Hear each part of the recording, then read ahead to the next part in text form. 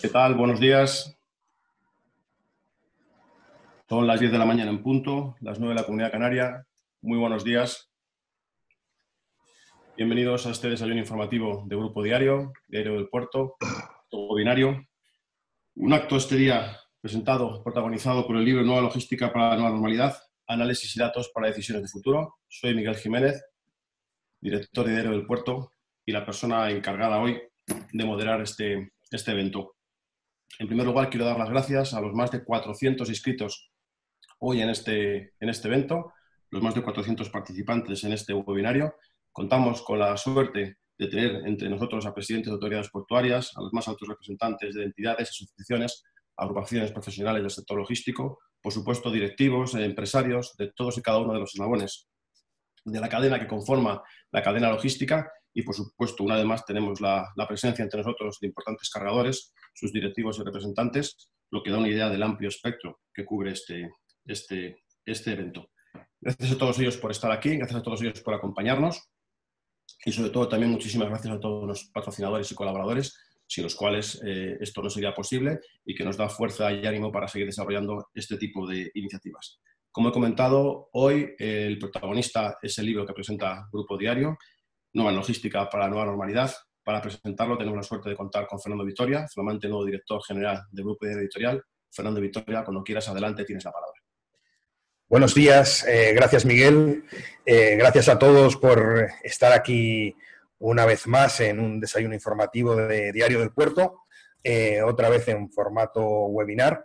Y bueno, para nosotros es un motivo de satisfacción muy grande poder desarrollar este tipo de eventos y de contar en esta ocasión con el profesor Gay de Liébana, porque seguro que va a ser una hora muy productiva, una hora que, como siempre nos gusta decir, es una hora de comunicación directa, de intercomunicación, diría yo, porque nos va a permitir comunicarnos unos con otros y, aparte de escuchar las reflexiones del profesor, que seguro que son muy interesantes, nosotros también queríamos hablar muy brevemente de nuestro libro. Este libro que en breve, dentro de muy poquito, van a recibir en sus casas y que es el resultado de un trabajo de más de 40 personas. Son 200 páginas de datos, de análisis ordenados, analizados. 40 personas profesionales del Grupo Diario, del equipo comercial, del equipo de redacción, del equipo de diseño, profesionales del sector logístico, especialistas en economía. En fin, más de 40 personas que han dado como resultado un producto que tengo la sensación o la certeza de que es el producto más contundente e importante que ha hecho Grupo Diario en sus 27 años de historia, que ya son muchos. Con lo cual, yo creo que lo más importante será que lo reciban en sus oficinas dentro de nada, en los próximos días, y así todo lo que yo estoy diciendo pues se quedará en nada. De todas formas, si me permiten, muy brevemente, les diré que el libro examina en principio cómo llegó a nuestras vidas la pandemia, cómo nos ha afectado a todos los niveles y la nueva realidad que nos ha dejado y que nos examina día a día y que nos deja un panorama económico que seguramente el profesor posteriormente nos ayudará a comprender. El libro analiza también los ejes transformadores, es decir, todas aquellas transformaciones que ha sufrido la logística durante esta etapa y que seguramente son transformaciones que han llegado para quedarse en muchos casos. A este sector nuestro, que ha sido considerado como esencial y fundamental, y que tristemente tampoco vemos que sea reconocido como tal, ¿no? Con diferentes decisiones que se están tomando y que seguimos reivindicando, evidentemente. Aparte de los ejes transformadores, el libro, la parte central, se ha incluido un análisis económico del profesor Vicente Pallardó, que es el Instituto de Economía Internacional, que hace también una investigación importante de cómo estaba la economía, cómo está actualmente, si es que nos queda algo, y cómo va a estar en los próximos meses, que eso también el profesor Gay de Liébana seguramente nos va a decir algo al respecto. Finalmente, el libro se cierra con un reportaje, bueno, además de la opinión de 25 expertos panelistas en el sector logístico, que también analizan el futuro del sector. El libro se cierra con un análisis del papel de los medios de comunicación durante toda esta pandemia y con unas páginas de humor del genial Enrique Hormigos, que, bueno, vienen a decirnos, en definitiva, que pese a todo nunca hay que perder la sonrisa. Yo les voy a dejar ya, simplemente me gustaría matizar que el libro que en breve van a recibir en sus oficinas es un trabajo de personas y para personas. Puede que sea una frase bastante utilizada, pero en realidad creo que es algo que nos distingue en Diario del Puerto y que queremos seguir trabajando en este matiz. Gracias.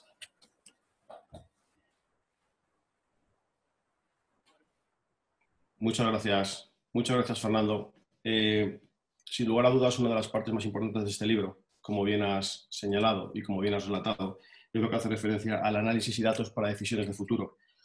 Para reforzar esta idea y esta parcela, sin lugar a dudas, hoy tenemos con nosotros el honor de contar con el profesor José María Gay de Liébana, economista, escritor, conferenciante, profesor de Economía Financiera y Contabilidad en la Facultad de Economía y Empresa de la Universidad de Barcelona. Y sin lugar a dudas, una de las personas que concuerda muy bien también con la filosofía del Grupo Diario. En esta vida no solamente es importante saber y conocer las cosas, sino también es muy importante comunicarlas. Y desde luego el profesor José María Gay de Liébana es un excelente comunicador y una persona que transmite a la perfección y llega a la gente y al público, que es a veces uno de los retos más importantes.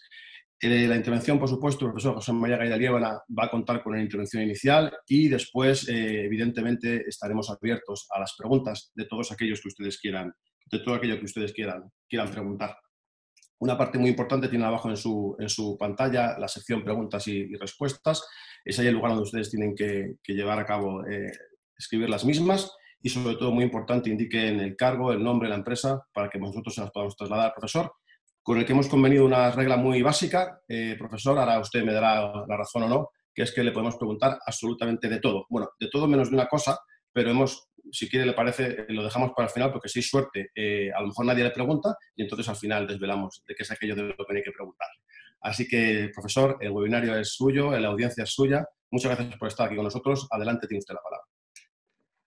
Bravo Miguel y bravo Fernando. Yo voy a utilizar una pequeña presentación, lo digo para ilustrar un poco mis explicaciones con la venia, por tanto lo que voy a hacer es, a ver si la tengo por aquí, la tengo que tener por acá, es esta, un momentito, acá es esta, no, es esta, un momentito, a ver acá donde la tengo.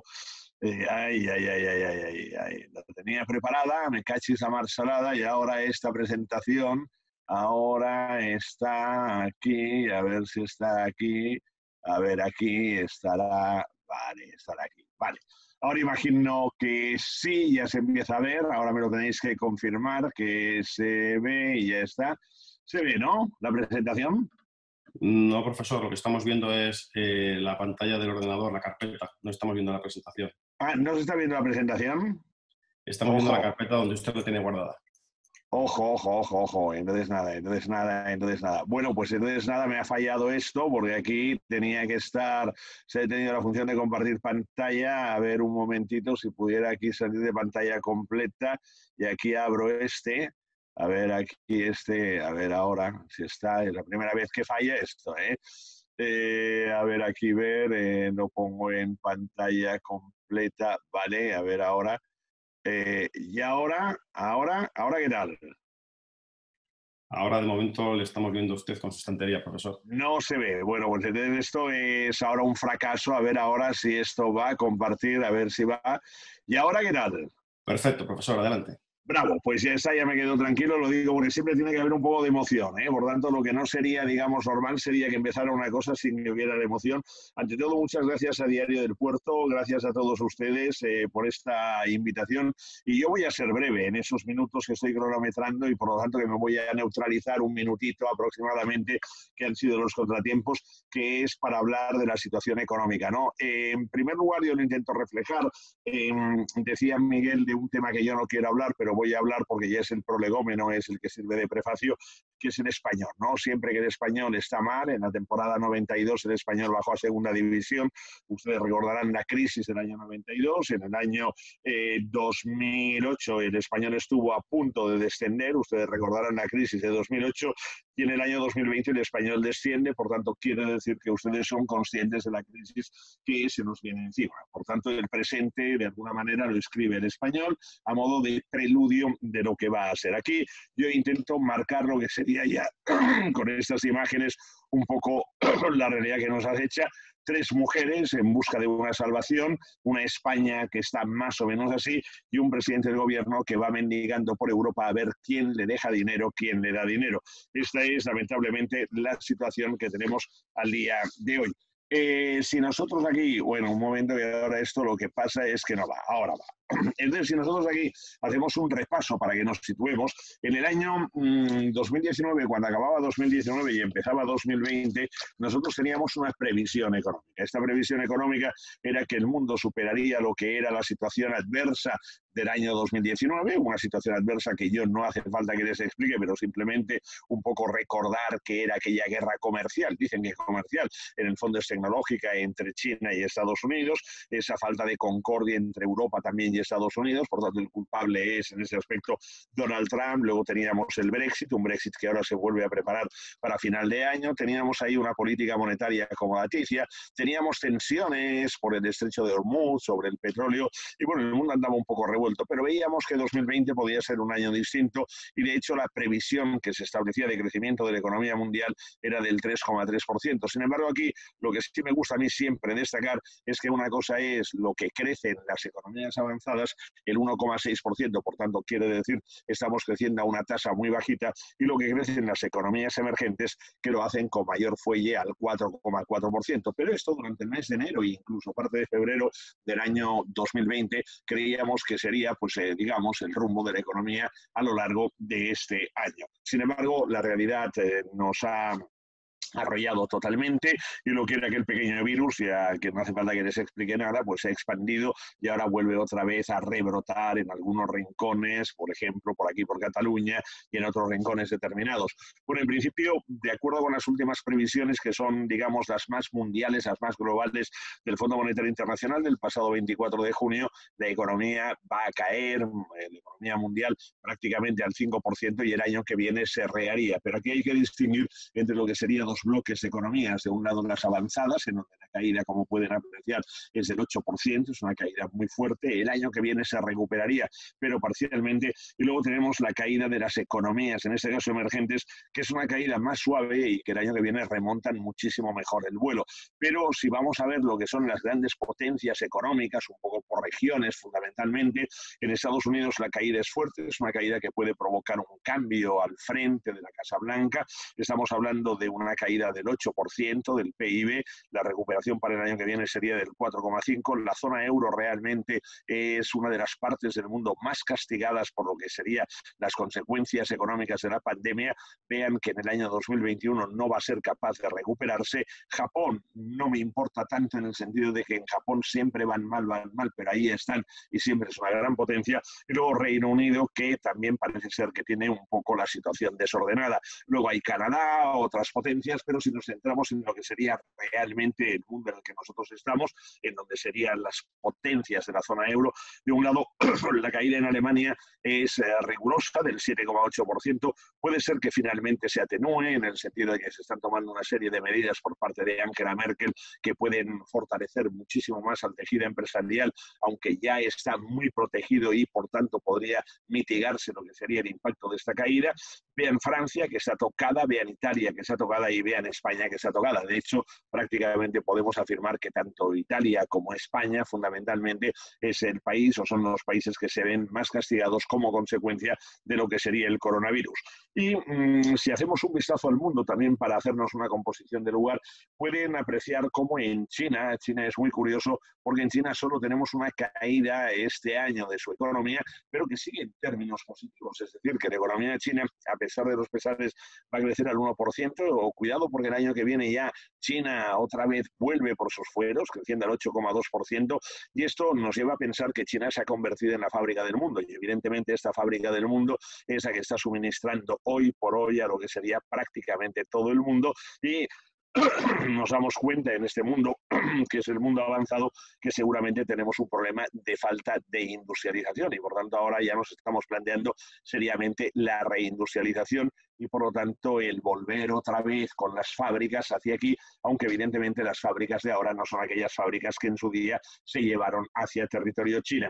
India cae, pero hay un grupito de países que ustedes los conocen bien, que es ASEAN 5, que son la Asociación de Sudeste Asiático, en donde brillan 5 fundamentalmente estrellas, que son Vietnam, Tailandia, Malasia, Indonesia y Filipinas, en donde la caída es suave, es el 2% de su economía, pero ya el año que viene remontan el vuelo también, yo diría que con una cierta consistencia. Y bueno, al margen de esto, tenemos países que realmente van a salir trasquilados, como Brasil, como México, de lo que son las embestidas de esta crisis del coronavirus. Me voy a centrar en el caso de España para que tengamos una composición de lugar. Yo hace tiempo que vengo insistiendo en que en España las cosas no se hacen bien, que tenemos unos cimientos económicos frágiles y que realmente España se precipita al abismo. Yo creo que hemos crecido a lo largo de todos estos años, pero que en cierta manera ha habido aquí también una ayuda que ha sido el dopaje de la política monetaria. Es decir, si no hubiera habido esas facilidades del Banco Central Europeo, seguramente la economía española no habría crecido como lo ha hecho. Y en concreto, incluso el propio Banco de España meses atrás decía que prácticamente la mitad del crecimiento español de los últimos años se debe a lo que sería esa, digamos, comodidad de la política financiera y de la política monetaria del Banco Central Europeo. Tenemos un problema de estructura económica que yo ahora voy a repasar. Tenemos un problema en consecuencia de patrón de crecimiento y de la crisis de 2008, que fue una crisis muy dura en España, pero que era una crisis más bien localizada, focalizada en el sector financiero de un lado, en el sector inmobiliario del otro, pero no era una crisis transversal como la que tenemos ahora, que afecta prácticamente a todos los sectores, no salvo el turismo, el tsunami turístico, pero ahora lamentablemente no hay tsunami turístico, vienen pocos turistas, hay hoteles que están cerrados, hay islas como nuestras queridas Canarias, Baleares, que están en un momento realmente como muy delicado. Y yo creo que no nos hemos preocupado a lo largo de estos años de establecer lo que tendrían que ser unos pilares sólidos para la economía española, unos pilares sólidos que en definitiva hubieran significado apostar por lo que era la industria manufacturera, sobre todo por dar potencia al sector primario, por fomentar los servicios de alto valor añadido, por construir lo que sería una revolución tecnológica. Y ahora sí, estamos todos metidos en la transformación digital porque no ha habido más tutía. Pero claro, tenemos también un problema, que es que el empleo se concentra precisamente en lo que serían los sectores que tiran de la economía española, y el sector que tira más es el sector de los servicios, pero dentro de los servicios tenemos lamentablemente unos servicios en general de bajo valor añadido. Esto nos lleva a que, tal y como podemos ver, lo que ha sido la perspectiva de crecimiento es un crecimiento como muy suave, es un crecimiento en donde el año pasado crecimos al 2%, no es que sea para echar las campanas al vuelo, y vean que la caída de este año puede ser del 11,6%, de hecho el Fondo Monetario Internacional establece en el 12,8%, yo aquí tomo los datos del Banco de España, y la recuperación del año que viene, suponiendo que no hubieran los rebrotes que en estos momentos se están dando, al menos aquí en Cataluña, en Barcelona, en Lleida, en Hospitalet, que está aquí al lado. Por tanto, vamos a ver si realmente nos recuperamos de esta manera.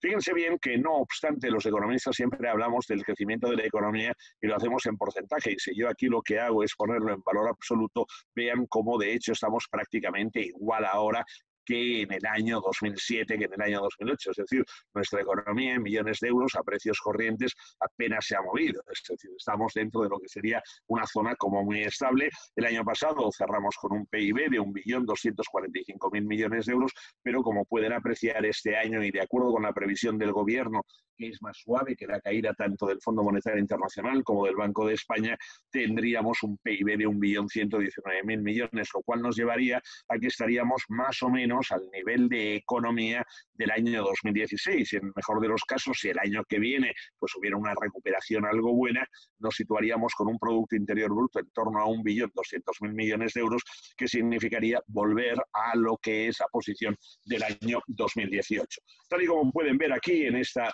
diapositiva, nosotros hemos dado mucha importancia a lo que ha sido el sector de los servicios y el comercio. Representa hoy el 68% de lo que es el PIB español, pero fíjense bien que hemos dejado de lado lo que era el sector industrial, el sector manufacturero y el sector industrial, lo que es la manufactura auténtica, de representar en el año 73, cuando estalló la crisis del petróleo, el 38,6% de la economía española, en lo que era una economía que era la economía del 1600, de economía de la segunda residencia, en lo que era ya el tardofranquismo, fíjense cómo al día de hoy solo representa el 11%. Por tanto, quiere decir que nosotros en este aspecto nos hemos desindustrializado, pero fundamentalmente hemos perdido lo que era auténticamente pues motores económicos, ¿no? Esto nos ha llevado también a lo que sería una configuración del empleo en donde al día de hoy el 76% de la gente que trabaja en el sector servicios y en el sector comercio, pero hay algunos datos importantes, es decir, esa sensibilidad de nuestra economía a lo que sería el turismo, de lo que serían los servicios, sobre todo en los servicios en donde se tiene que dar lo que sería una presencia muy personalizada y el trabajo personal es imprescindible prácticamente. Esto durante los próximos meses, debido al distanciamiento social, no se va a poder producir. Y fíjense bien que la tasa de paro en España, este es un dato preocupante que la gente no lo recuerda, no lo tiene en cuenta, en promedio desde el año 1980 la tasa de paro está en el 17%. Esto es realmente una calamidad, pero fíjense que también, y de acuerdo con la perspectiva del Banco de España, no he puesto otras que son peores, como la de la OCDE, pero fíjense que la perspectiva que hay en cuanto a tasa de paro prácticamente nos sitúa entre un mínimo del 18% y un máximo del 23%, que podría ser el 25% de personas que estuvieran sin trabajo. Esto también nos lleva a lo que sería otra lectura interesante. España es vulnerable, muy vulnerable. La vicepresidenta económica del gobierno, Nadia Calviño, que no ha sido elegida presidente del Eurogrupo, a quien pueden ver ustedes en el fondo de lo que sería la diapositiva, dijo el día 4 de marzo que el impacto en nuestra economía del coronavirus será poco significativo. Bendito sea el cielo, vicepresidenta. Y tenemos un problema de que no tenemos palancas fiscales. Se nos ha tomado el pelo de una manera desmesurada. La gente evidentemente no ha dicho nada. En un país de ovejas, en un país que es un rebaño de corderos, pues aquí no dice nadie absolutamente nada, pero se nos tomó el pelo con la movilización de los 200.000 millones de euros, que de movilización de 200.000 millones de euros, nada, de nada, de nada. Hay unos avales por ahí que están rondando, que no han llegado a completarse ni tan siquiera los 60.000 millones de euros al día de hoy, pero el dinero que de verdad ha puesto el Estado, es decir, que ha salido de las arcas públicas, hasta el día de hoy son 25.559 millones de euros, que representa el 2% del PIB. Igualito que Estados Unidos, que ha puesto 2 billones de dólares, Alemania, que lleva puestos ahora 500.000 millones, más 100.000, más una bajada de impuestos de 71.000 millones, igual que Italia, que ha bajado ya 17.000 millones de euros de impuestos, va a poner en marcha 100.000 millones, pone dinero, da dinero a las empresas, igual que Francia, igual que Dinamarca, que está costeando los salarios de los trabajadores. Por tanto, lo que tenemos son una serie de países, que son los países de nuestro entorno, pero también los países del norte, que están ayudando a las empresas, están poniendo dinero, y aquí no estamos poniendo nada. Simplemente vamos a mendigar, como ahora tenemos al presidente del gobierno mendigando por los países frugales, por La Haya. Le dicen, oiga, usted reforme las cosas, arregle sus problemas, que nosotros aquí no tenemos ninguna responsabilidad. Usted arregle las cosas, pórtese bien y ya le ayudaremos, pero a base de préstamos. Entonces estamos ahora con los 140.000 millones que nos van a caer del cielo como el maná, de los 750.000, y queremos que además nos caigan gratis y por la cara no te van a dar nada. Pero es que además no necesitamos ese dinero solamente, sino el dinero para poder pagar mascarillas, pensiones, etcétera, porque al fin y al cabo, si no ha habido mascarillas en España, hablemos claro, es porque no había dinero para poderlo pagar. Con lo cual, también aprovechando lo que han sido estos bamboleos que se han producido dentro de la situación del estado de alarma, nos estamos encontrando cada vez más con que la economía española es una economía subsidiada, es una economía intervenida, es una economía sovietizada, en donde prácticamente vamos a ir hacia un modelo parasitario. Y fíjense bien, para que no haya ninguna duda al respecto, lo digo porque yo creo que vale la pena que esto lo tengamos en cuenta, hay un pequeño detalle que yo querría destacar, que está aquí al final de lo que es esta diapositiva. Hoy, en estos momentos, la tasa de paro en España es del 14,5%, datos del mes de mayo. Superamos ya a Grecia, que tiene una tasa de paro del 14,4%. Somos líderes en cuanto a tasa de paro, pero un simple cálculo que ya ayer por la noche, mientras estaba preparando estas diapositivas, hacía, es muy sencillo. Al día de hoy en España solo trabajan solo trabajamos 17.600.000 personas y la población española es de 47.300.000, con lo cual quiero decir que hay 30 millones de personas que no trabajan en España. Simplemente un país que tiene 47 millones de habitantes y que 30 millones no trabajan y que solo trabajan 17 millones, quiere decir que es un país evidentemente que está empobrecido. Yo, haciendo un breve resumen antes de entrar en lo que es el meollo de la cuestión, que son las cuentas públicas, decirles que todos estos años nuestro Producto Interior Bruto per cápita no ha evolucionado, era de 24.000 euros en 2008, de 26.000 euros en 2019, para que tuviéramos una recuperación en V, que sería lo del aterrizaje abortado, tendríamos que tener los motores al ralentí, es decir, que en definitiva tendría que haber ahí un impulso, una protección, una tutela de nuestro tejido productivo, de nuestro tejido empresarial. La verdad se ha dicho que el gobierno ha dejado totalmente en la estacada a las empresas. Aquí no ha habido ninguna exoneración de impuestos, ninguna ayuda, ningún dinero directo, todo a través de estos avales que no llegan. Y al final, aquí, cuando llegue el mes de septiembre, que será el final del verano, Barder Troya, hay cientos de miles de concursos de acreedores que se van a presentar y España va a entrar en una situación realmente disparatada. Esto nos lleva a lo que sería una serie de crisis. Tenemos la crisis sanitaria, la que hemos vivido, la que ahora volveremos a vivir ya en los próximos días. Tenemos una crisis económica de unas secuelas realmente brutales. Tenemos una crisis social que se está gestando y tenemos ya, gracias a Dios, una crisis política. Y digo gracias a Dios una crisis política en el sentido de que la gente parece que empieza ya un poco a mostrar su descontento, porque de lo contrario no habrá capacidad de reacción. Hay un aspecto que a mí me gustaría destacar. Estoy de acuerdo en que la sanidad española es la mejor del mundo y si no la mejor, una de las 3 mejores del mundo, pero también hemos de destacar que la sanidad española tan solo tiene aquí un gasto en sanidad, el gasto público en sanidad es el 6% sobre el PIB. Fíjense ustedes qué diferencia con otros países como Dinamarca, como Francia, como Italia, como Portugal, como Austria, como Alemania.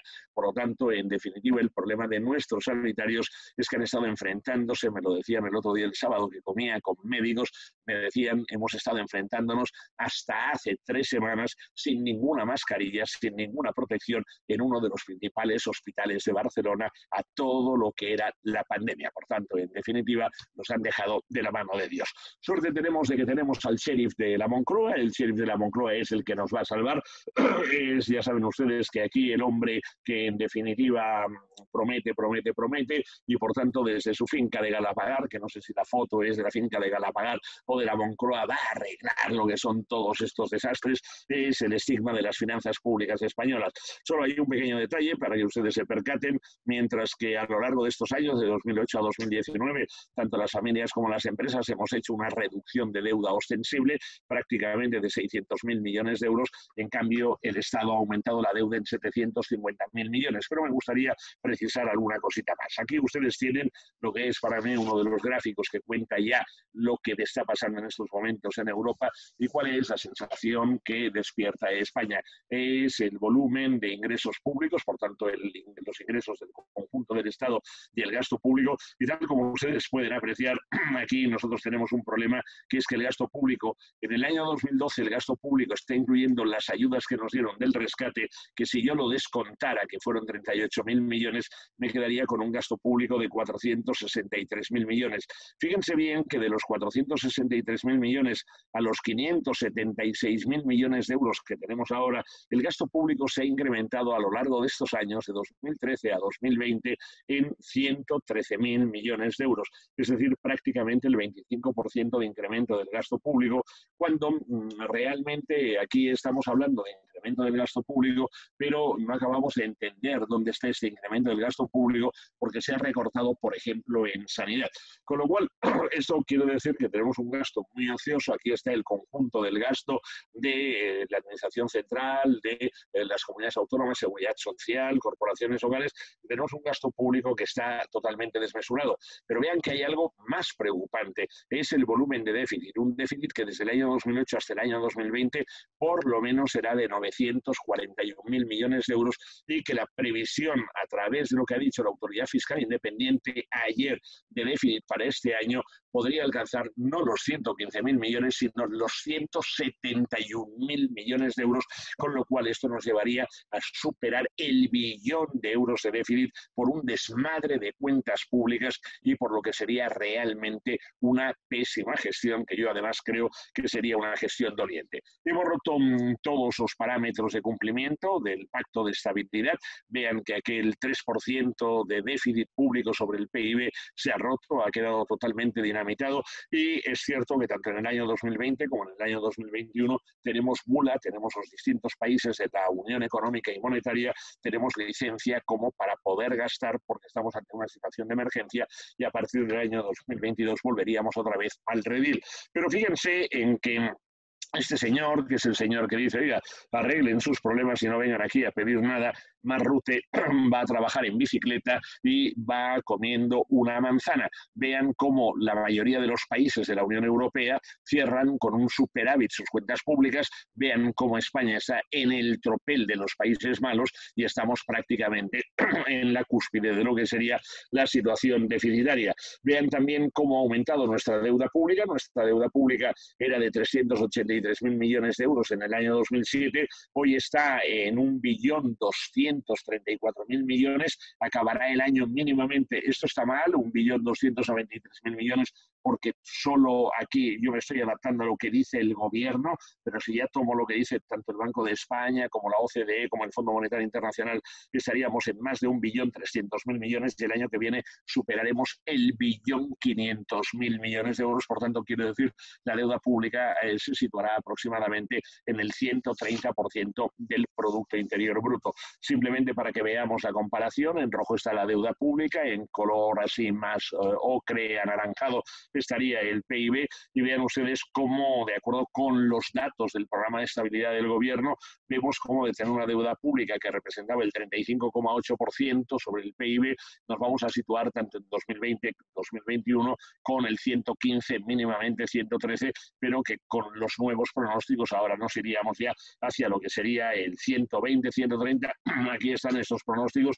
Vean el de la OCDE, en el caso de que haya un rebrote epidémico, cómo nos sitúa con una deuda pública que acabaría este año del 130%. Por tanto, quiero decir que la situación es más o menos complicada. Ahí nos han faltado palancas fiscales para de verdad poder actuar en unos momentos como estos. Esto quiere decir que estábamos desbordados en cuanto a déficit y también en cuanto a deuda pública.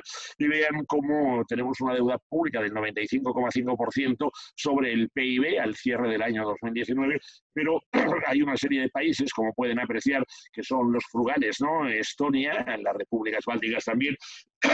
Vean aquí cómo está Luxemburgo, vean aquí cómo está Dinamarca, vean Suecia, vean Rumanía, Lituania, Letonia, Malta, Polonia, Eslovaquia, Países Bajos, Alemania. Por lo tanto, son países que no entienden cómo la deuda pública puede estar, en el caso de España, en estos límites que está. Hay algo peor, lo digo también para que ustedes lo sepan. A mí ya seguramente alguien debe decir, coño, este tío realmente es un cenizo, es un cenizo. Bueno, soy un cenizo, yo lo siento, soy del español, yo lo siento, pero más que ser un cenizo, quizás dice también alguien, bueno, pero este tío explica la realidad, ¿no? Y la realidad igual es eso que nadie quiere escuchar. Bueno, pues ya puestos a escuchar esta realidad, fíjense bien lo que debe el Estado, porque una cosa es la deuda pública que computa los efectos del protocolo de déficit excesivo y la otra cosa es el total de deuda que tienes, es decir, el pasivo, por decirlo de esta manera, las facturas pendientes de pagar, los acreedores. Bueno, pues esto al día de hoy suma 1.761.000 millones de euros y esto representa ya el 141% del PIB de España. Simplemente para que ustedes lo tengan claro, desde el 1 de enero del 2008 hasta el 31 de diciembre de 2019, la deuda pública española en su conjunto ha aumentado en 1.248.000 millones de euros, algo realmente impensable. Es evidente que hay una subida de impuestos que nos ha triturado. Esta subida de impuestos desde el año 2011, que era de 350.000 millones de euros, incluyendo cotizaciones sociales, hemos pasado a 438.000 millones, y ahora tenemos a una ministra, que es la ministra de Trabajo, la cual nos está diciendo que hay aquello de que en principio va a subir en 80.000 millones de euros la carga tributaria cada año, con lo cual esto sería realmente insoportable e inaguantable. Y para ya ir despidiéndome, acá simplemente el poner la comparación entre España e Irlanda, vean el crecimiento de Irlanda, vean Irlanda de qué manera ha ido creciendo, sobre todo fundamentalmente no por un tema de impuestos, sino por facilidades operativas, pero también me gustaría destacar algo. Es la tasa de paro que tiene Irlanda y me gustaría destacar cuál es la recaudación en Irlanda del IRPF, también la del impuesto sobre sociedades. Vean que Irlanda recauda más de impuestos sobre sociedades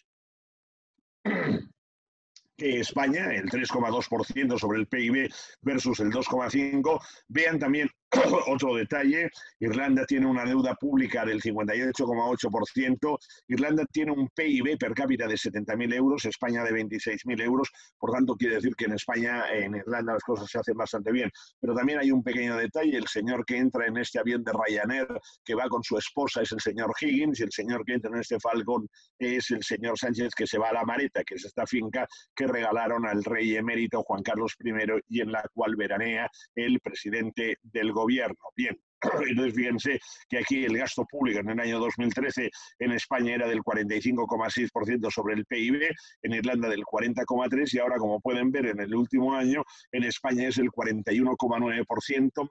Cuidado, porque en España este año 2020 el gasto público va a ser del 51,5% sobre el PIB, es decir, el primer agente económico en la economía española va a ser el Estado, por tanto, economía intervenida, mientras que el gasto público en Irlanda es del 24,8%. Acabo ya, y la pregunta es, ¿cómo saldremos de esta? Pues miren, saldremos mal, porque de esta aquellos saldremos más fortalecidos y tal. Esto es la canción que lo dice, el ánimo que nos queremos dar, pero vamos a salir achuchados, sobreendeudados, más proteccionistas, más desglobalizadores, más cabreados, con una depresión más que recesión, con cambios en nuestros planteamientos de vida. Vamos a salir con muchas cicatrices económicas, vamos a salir todos los países endeudados, déficits públicos insoportables, los bancos centrales embadurnados con deuda soberana, que ya veremos qué acaba pasando, las empresas como motor de la economía agripadas, y hasta que no tengamos una vacuna no sabemos qué es lo que va a ocurrir. No sé, en el caso de España imagino que nos van a salvar y nos va a salvar Angela Merkel, y yo simplemente acabaría esbozando lo que desde mi punto de vista tienen que ser las reformas estructurales, mejorar la dinámica de la productividad, ahí hay un tema de capital humano en el que tenemos que invertir y capital tecnológico, hay que reducir el desempleo y la precariedad del empleo, esta es una urgencia ya que ningún gobernante se ha preocupado, hay que afrontar un reto que es el envejecimiento poblacional, hay que reforzar las políticas de inclusión, no basta solamente con el ingreso mínimo vital, sino hacer trabajar también a la gente del ingreso mínimo vital, hay que favorecer, en eso estamos de acuerdo, la transición hacia una economía más sostenible, hay que mantener el sector financiero saneado, que es el ángel de la guarda que nos ha salvado, hay que afrontar los retos que van a venir después de la COVID-19, uno de ellos es la globalización de la producción, es un proceso que está ahora en interrogante y un proceso de digitalización en el que estamos metidos.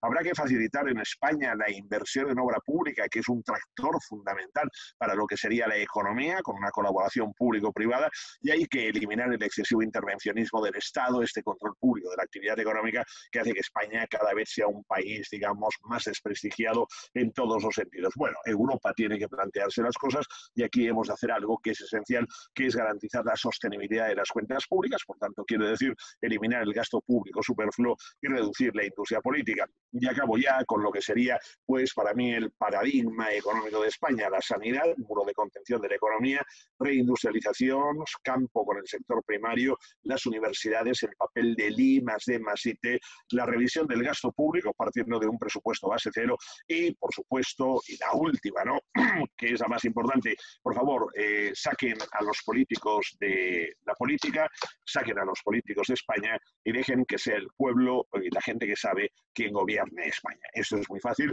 a través de un cambio constitucional, porque estamos hablando de cambios constitucionales, ¿verdad? Al día de hoy, pues un cambio constitucional muy importante. Que los partidos políticos no pinten nada en España, que queden anulados y eliminados y va a ser, en definitiva, el olé de España. Bien, yo ya he acabado con esto, me han alargado unos minutos, perdona Miguel, pero han habido también los problemas técnicos, he estado en concreto 31 minutos, perdón, bravo ahí. Gracias, profesor. Yo entiendo que esto todo le pilla en un momento bajo de ánimo. El tema del español supongo que no le hace ser excesivamente optimista. En todo caso, le agradecemos sumamente la crudeza de la exposición. Le No, hombre, garantizo que tiene no, usted... yo estoy animado, hombre, soy consciente de que en segunda división hay mucho terreno ahí por recorrer y por tanto hay muchas perspectivas, por tanto soy consciente de que soy de segunda división, España tendría que mentalizarse también un poco. Sí, entiendo. Bueno, le garantizo que tiene usted a la misma audiencia en estado de shock y entiendo bueno, lo importante es analizar y enfrentarse a la realidad. Iba a decir que hemos arrojado luz sobre el futuro, no sé si luz o hemos arrojado sombra sobre el mismo, pero bueno, lo importante es tener las cosas claras y saber el camino por el que debemos seguir. Primera pregunta que tenía aquí preparada a raíz de su exposición, ha hablado de palancas fiscales, tal vez porque es la herramienta que más han utilizado otros países a la hora de intentar un poco poner paños calientes a la situación. Ha indicado que España no tiene palancas fiscales. No sé por qué España no tiene palancas fiscales, ha hablado de economía parasitaria. ¿Cuál es nuestro problema y qué es lo que tenemos que haber hecho respecto de las palancas fiscales? Bueno, yo creo que aquí hay una cuestión muy fácil que es entender un poco lo que ha pasado con el déficit público y después también con la deuda pública, ¿no? España ha perdido, ha perdido, ha perdido. Es curioso cómo España ha ido perdiendo, ha tenido déficit público. El año pasado fue de 35.000 millones de euros, justamente cuando la economía estaba creciendo, cuando eran tiempos de bonanza económica que la mayoría de países han aprovechado precisamente para tener superávit público. Por tanto, quiere decir que se han hecho los deberes en los demás países, se ha aprovechado lo que era un momento de crecimiento económico para desarrollar también bien sus cuentas públicas, para cuadrar las cuentas públicas.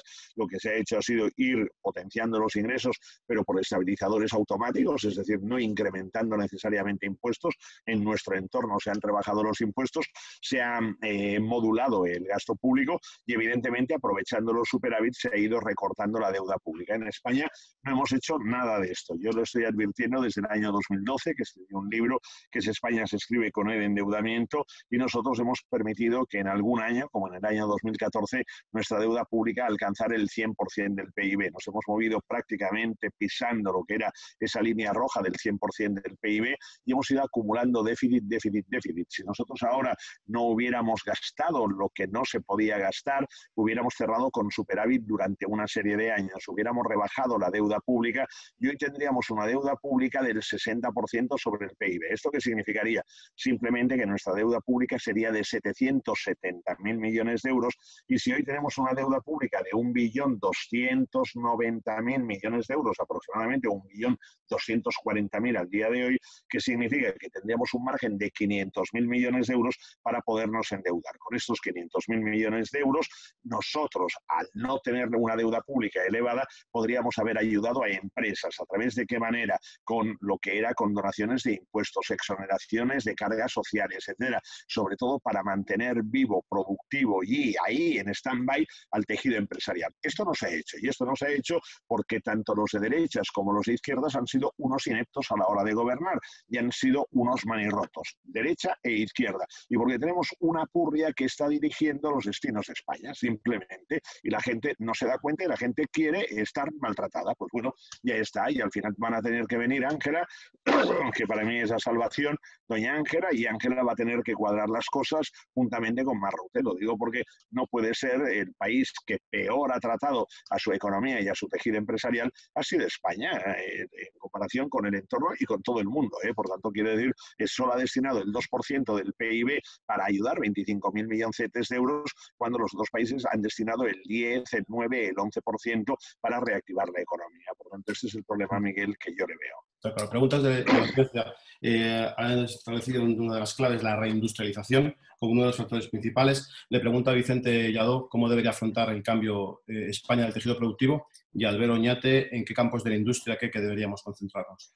Bueno, yo particularmente creo que lo primero que tendríamos que hacer sería inspirarnos en aquellos planes de desarrollo económico y social de la época de Laureano López Rodó y de Fabián Estapé, que en definitiva marcaron una España y que ha llegado hasta el día de hoy. Estoy hablando de Valladolid, por ejemplo, y Renault, estoy hablando de Vigo y Citroën, estoy hablando de Airbus y Sevilla, estoy hablando de Barcelona y Martorell con Seat Volkswagen, estoy hablando de Pamplona, estoy hablando de Murcia, estoy hablando de Madrid, estoy hablando de Palencia, estoy hablando de una serie de puntos. Por tanto, yo creo que nosotros al día de hoy tendríamos que llevar a cabo un plan que fuera un plan de desarrollo, ¿no? Y en este caso también incluso para luchar contra lo que serían los desequilibrios regionales. Tenemos también otro aspecto, Miguel, muy importante, que sería la transformación digital, que nos puede ayudar juntamente con la revolución tecnológica en este sentido, y va a haber una necesidad, yo lo decía cuando decía está entre interrogantes el continuar con el proceso de globalización, vamos a vivir un proceso de desglobalización, yo creo que de alguna manera tendríamos que apostar por una industria que fuera seria. Tenemos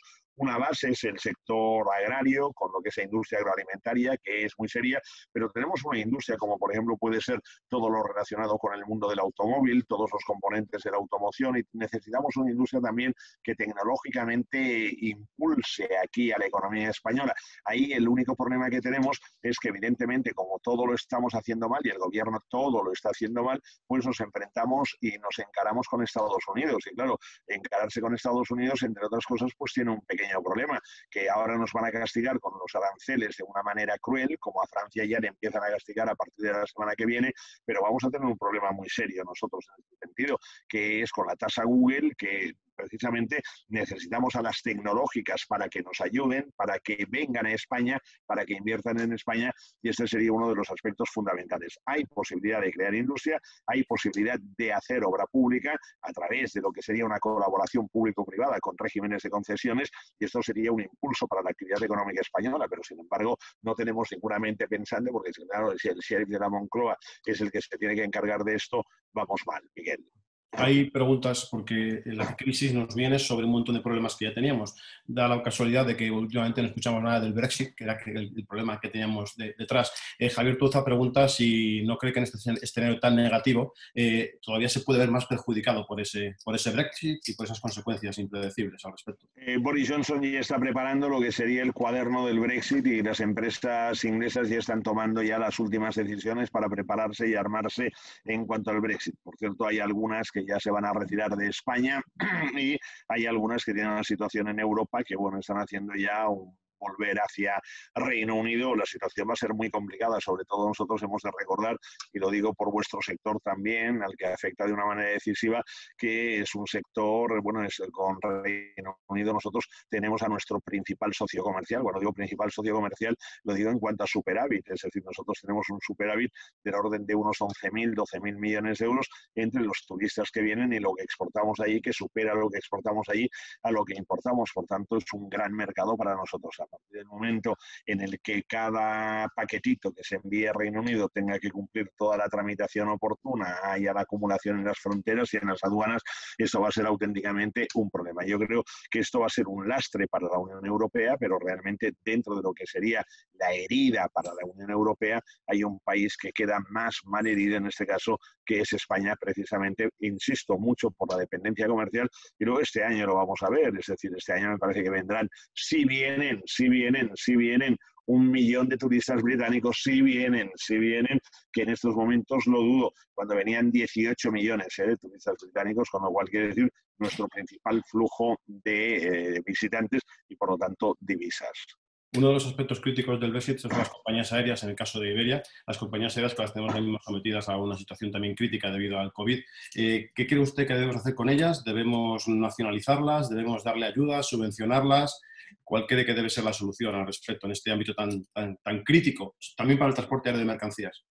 Sí, en principio tenemos ya KLM y Air France que ya han sido ayudadas por los respectivos gobiernos. Creo que en total estamos hablando de 6.000 o 7.000 millones de euros.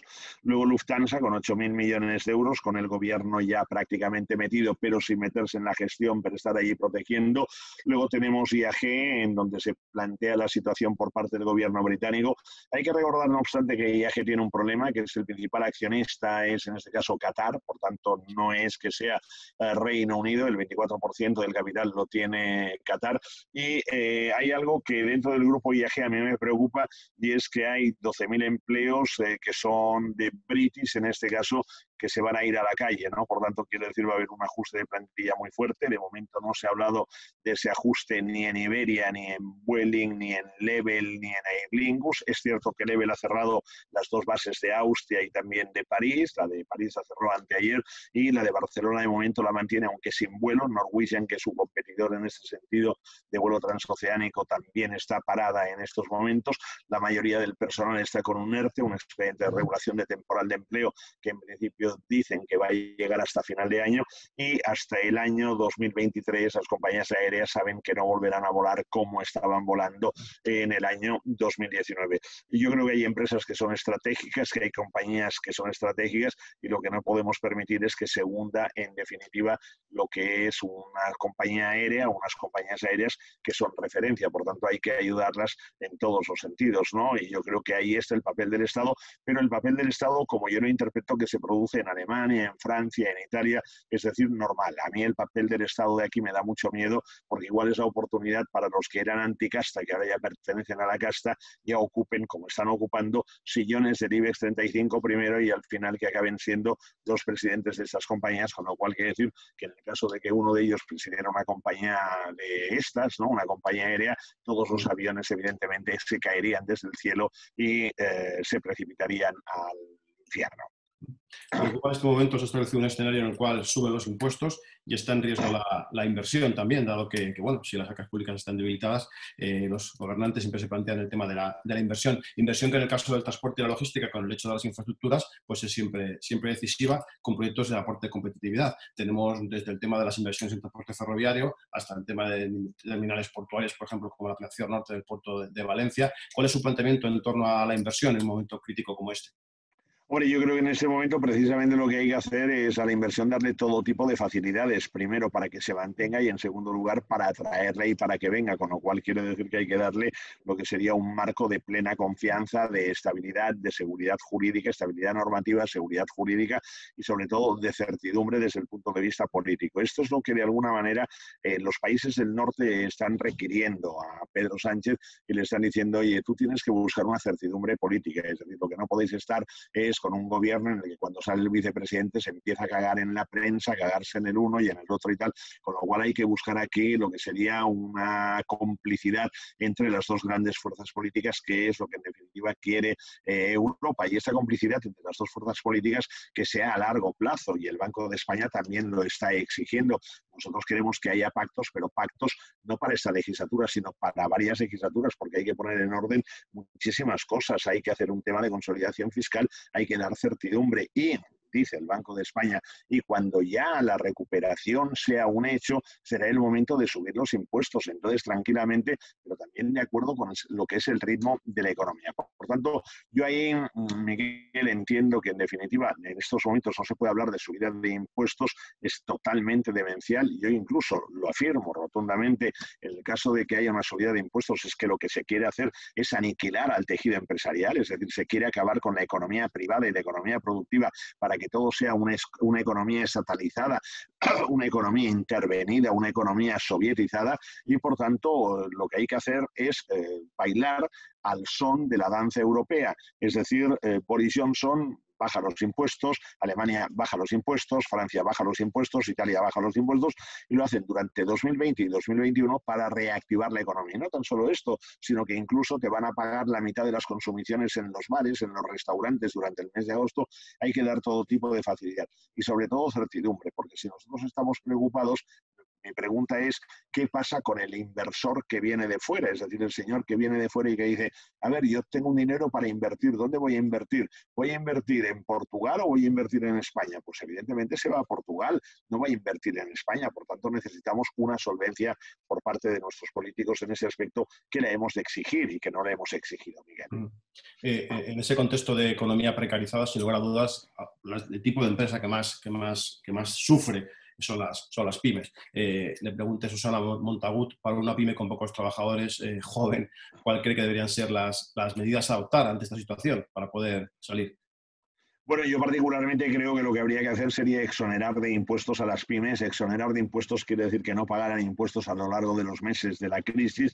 Esto me lleva a que en el año 2020 me interesa mucho más que no paguen impuestos, pero salvar empresas y sobre todo salvar puestos de trabajo, y que al menos en 2021, bueno, si en 2021 la cosa está más o menos arreglada, que yo lo dudo, que en 2021 esté la cosa más o menos arreglada, bueno, al menos que puedan sobrevivir, ¿no? Por tanto, yo creo que habría que tomar medidas inteligentes. Para mí una de ellas sería una bajada del IVA, lo está haciendo en toda Europa, y luego habría otra medida inteligente que sería bajar el impuesto sobre la renta de las personas físicas y también las cotizaciones sociales, la llamada cuña fiscal. Esto, de hecho, Italia ya lo va a aprobar, yo creo que con carácter inminente. Y luego también hay que hacer, lo están haciendo en Alemania, lo hacen, por ejemplo, el impuesto sobre sociedades para pequeñas y medianas empresas que no se preocupen para nada. Es decir, esto al fin y al cabo significa un relajamiento durante el año 2020 y 2021, por tanto, cuando ya la tempestad amaine y cuando ya nos recuperemos, ya las cosas van a ser distintas,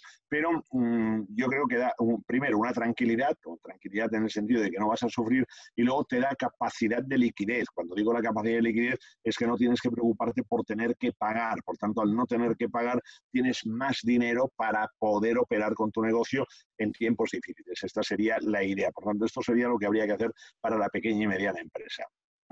Profesor, ¿qué hacemos con China? Es un mercado esencial para el sector logístico, es la gran fábrica del mundo y, por tanto, de donde están dependiendo muchísimos tráficos portuarios, ferroviarios, aéreos y muchísima logística que va y viene desde ese mercado. Un mercado que no sabemos cómo va a evolucionar o hasta qué punto de hegemonía va a alcanzar. Hablamos de deslocalización o relocalización otra vez en Europa para no depender tanto de ese mercado, diversificar la producción. ¿Qué hacemos con China? ¿Cómo nos enfrentamos o nos aliamos con ella? Bueno, yo en ese aspecto tengo mucha experiencia. Yo soy del español, el otro accionista es Chen Xiancheng, por tanto quiere decir que quien mejor puede hablar y con mayor conocimiento de causa soy yo.